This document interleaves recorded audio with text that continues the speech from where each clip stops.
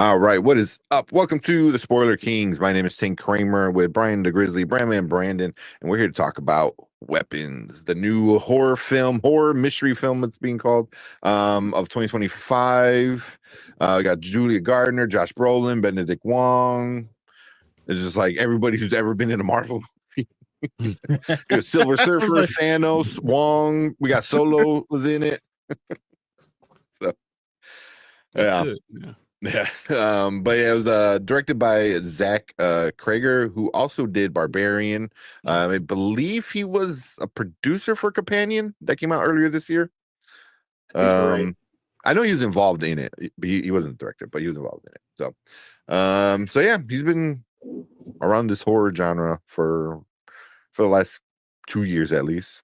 But yeah, we'll get into our likes, our dislikes, rated at the end. And then we'll get into all the comments. So make sure you guys, join the poll if you're watching live. Let us know what you think about it. Leave your comments, and we'll get into all of that in a second. But before we get into our discussion, Brian, you got a breakdown of what Weapons is about? I mean, I'm not supposed to be even watching this movie because I don't do horror movies, but whatever, we'll get to it. When all but one child from the same classroom mysteriously vanishes on the same night at the exact same time, a community is left questioning who or what is behind their disappearances. And I hear the lightning. It's great. Like perfect word. If my power gets knocked out again, you're aware why. Yeah. As long as it doesn't come back on and you got like a white face, lipstick, and crazy eyes and shit. Yeah. Right. Oh, that's funny. Also, Mama Bear said it's a Gozer tank. Love it. I just noticed that. Thanks. That's awesome. But cool. Yeah, I see everyone in chat. So yeah, make sure you guys leave your comments. And I just love the thunder in the background, though. Close the window. No, it's awesome. No, man, keep it on. You're good. Okay. I mean, unless it's bothering you. No, it's not bothering me at all. Like I got like a front row seat. Like you could barely see in front of you. There's so much rain right now. Yeah. We got built-in sound effects. But cool. Yeah, let's just jump right into it. We'll start off with Brian, then go to me. But we'll start off with the likes. What you like about Weapons? I think it was a cool, different type of storyline. Not really different because it reminded me of a lot of a mix between Children of the Corn and Children of the Black Sun. Children of the Black Sun, like, because they leave and then they end up coming back. Yeah, the comic book was really good. The graphic novel was amazing, right? But that it kind of gave me that feel to it because half the kids were doing these things and then they come back and they're different. So that at the end of the day, it kind of felt very much like that. So I'm not saying it's a different type of story, but it's not something I haven't seen before.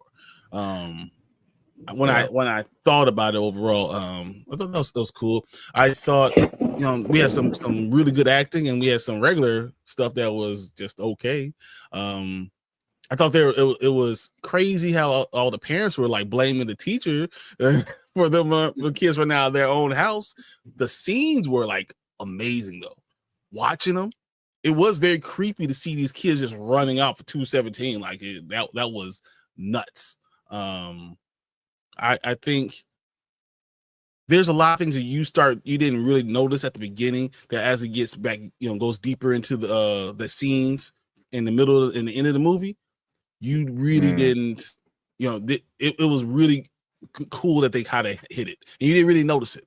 So I enjoyed that. The reveal was cool, and the end was fun. It was fun. Yeah. Okay. What are you, Brandman? What are some of your likes? I liked that it was. I thought it was very well paced. I think it. The runtime didn't even feel that long, like the 2+ hours. I think with so my thing with horror, you need atmosphere and you need build up and you need payoff. And I think it all worked in that regard. Like the whole atmosphere, like I was trying to kind of figure out what the heck was going on for most of the movie. And it did kind of give me that like kind of uneasy feeling throughout. And Zach Cregger, between this and Barbarian, he does pretty good with slow burn horror. with kind of like building up, and then over time kind of unravels the reveal. He did that with Barbarian too. I think he does a great job with that, and I even like the use of dark humor throughout it. Like the last 10-15 minutes had me absolutely cracking up. I think we had earned that kind of touch of comedy in the movie. It felt, and it felt like it belonged too. But yeah, I thought it was well acted. Atmosphere pacing. It's kind of my favorite type of horror, if I'm being honest. But yeah, I thought they did a great job, and the way it was advertised was absolutely perfect. We need more of that energy. Don't tell us what's going on. Just show us just enough to hook us. And I think you're good. Yeah, that I agree with. Like this movie did a great job at giving you enough to get you interested in a movie without ruining the ending or the twist or whatever, big major plot point, in the movie that we get, so some of the likes that I had with it were definitely like the premise was a cool thing, with the kids disappearing and stuff like that. I know like Kenny in our chat, and also go check out Kenny Sparks, his review for Weapons as well. I saw your review. Kenny's, he's a really good review. Well edited, well thought out, and everything. But he said like the non-linear, and I love that, and that works the best with like a horror film where it's like each story from each person, kind of gives you a different part of the puzzle until it all kind of builds up to the end, and then you have everything and it's all figured out at the end. So it's not better for. I always feel like it's better for mystery. I mean, this is like a mystery. Exactly. It's like a horror mystery. I feel like it's based in horror film, but it's more of a mystery, trying to figure out what's going on, following the story. It's like a detective type of thing. You're getting bits and pieces, and you're figuring out putting the whole thing together. So that's why it was hard for me to even see it. I understand why it's horror, but it felt more of a mystery to me than anything, and that's why you see in different perspectives gives you more of the story. And that like Memento. That's the same type of thing. Like when you start seeing other people's perspective, you start understanding the entire story. That's why I felt more about this movie than being scary. But horror, I understand. Yeah, but it's more of a mystery to me. But it was definitely the mystery part of it, because the mystery part of it, I think, got me more invested than the actual like horror of it, because the horror wasn't like really scary for me, but the mystery part of it is like figuring out what's going on, who's not the bad guy, who's the bad guy, stuff like that. But I would say, I mean, the acting was good all the way around, especially the kid who played Alex, the little boy. Alex, amazing. He was so good, especially when you get to his part of the story. And then for me, it's like a horror film. Most horror films fumble at the end, whether things get stupid or get a little lazy or get too convoluted. Most kind of fumble. This one, it's not hard to understand. You can't get it, but it's very satisfying. I was always thinking of like a good word to put it. Very satisfying, because you walk out, you're like, yep, they deserve that, So yeah.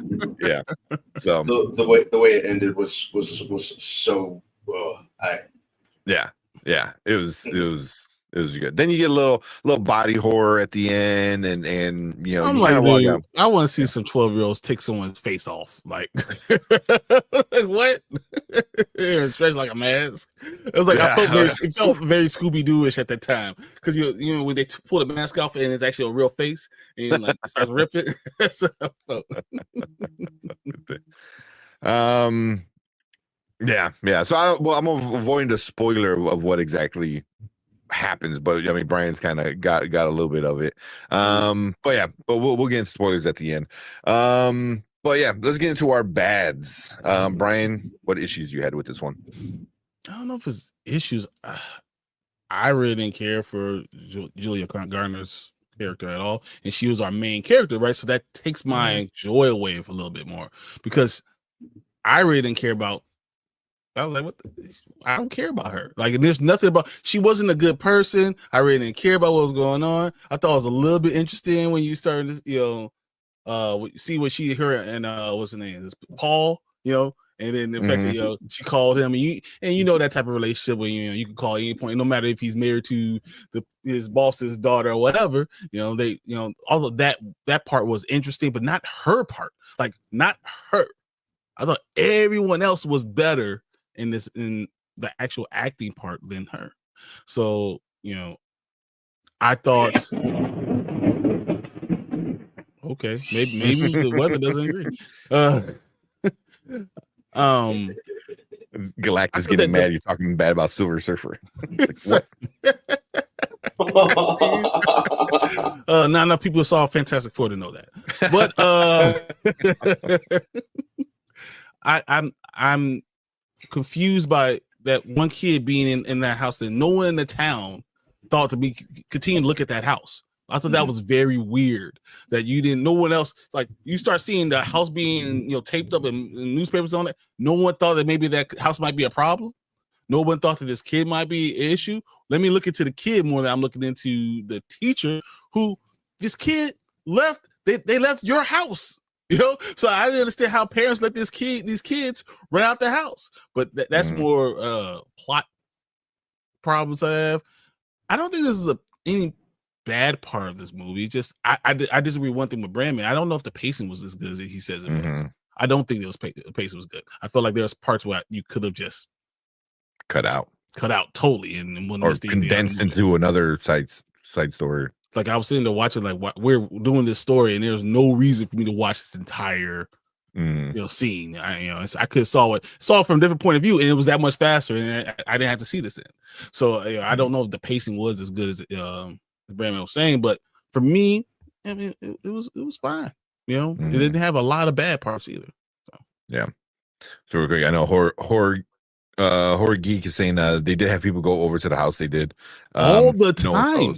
Like, if my kids, your kids, the only one left, I'm outside that house all the time. I need to know what's going on, banging on the windows. They're not cleaning up, and they do one day. Hey, I'm fixing up, and you don't have to see it. Anything else? No, that doesn't make any sense. If my kid is missing, your kids are the only ones, and all 18 of these kids, only one. I'm over there all the time. We're looking under the boards. We're looking everywhere. Yeah, you had a few FBI agents come over, and one day. It was one day. No, so it was just the kid leaving. Yeah, but we'll get more into that in a minute. All right, what about you, Brandman? Any issues you had with it? I think the police were pretty useless in the movie. Oh my god! Oh, yes. Useless or just the biggest piece of shit people on the planet. Like they were just absolute trash humans. Yes. It kind of felt like after a month had passed, with the exception of the Julia Garner and Josh Brolin characters. No one else really seemed to care too much. The rest of the community was just like, whatever.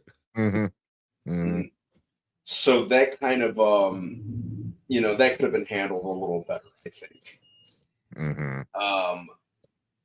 I also, there was something else I was going to say.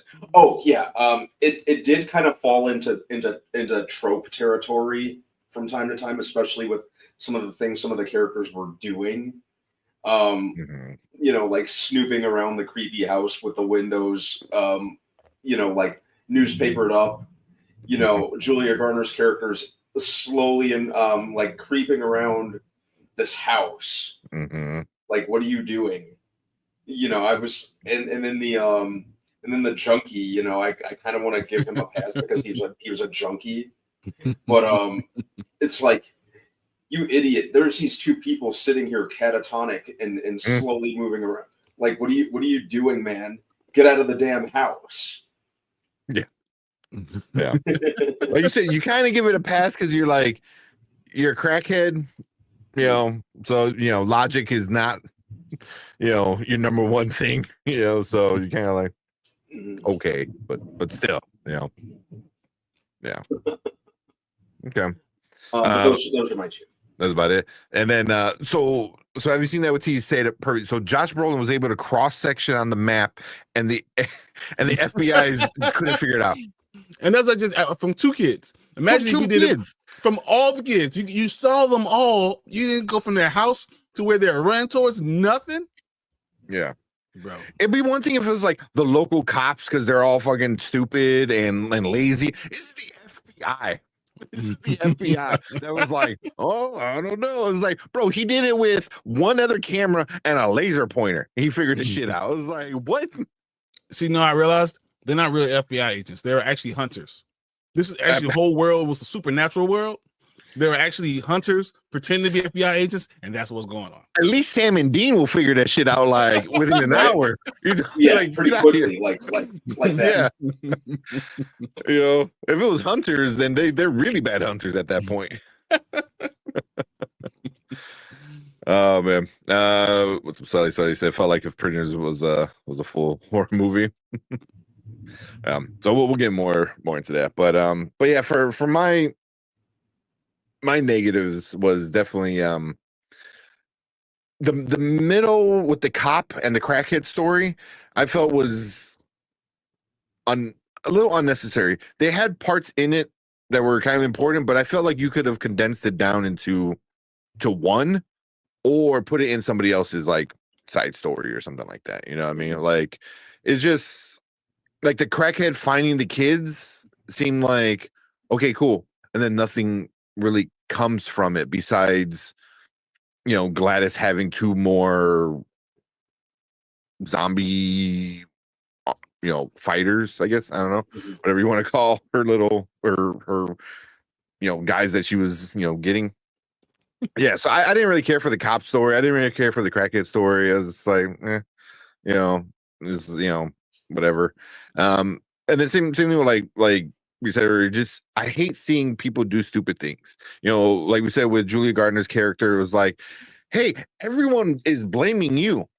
So instead of you're like, you know what, I'm gonna back up, let this breathe a little bit. You're like, no, I'm gonna put myself in the middle of it even more, and then look more suspicious, But yeah, seriously, I would say though, like Josh Brolin's character. From what I saw, a lot of people are like, oh, he's acting like an asshole. It was like, kind of, but also very much like the crackhead. Kind of like you kind of excuse him because he's a crackhead, so you're like, yeah, he's not really thinking right. You just had to see it run away. He's a parent. He's a parent, and he's angry, sad. He's running through all these emotions where he's literally caught up in watching his kid run away.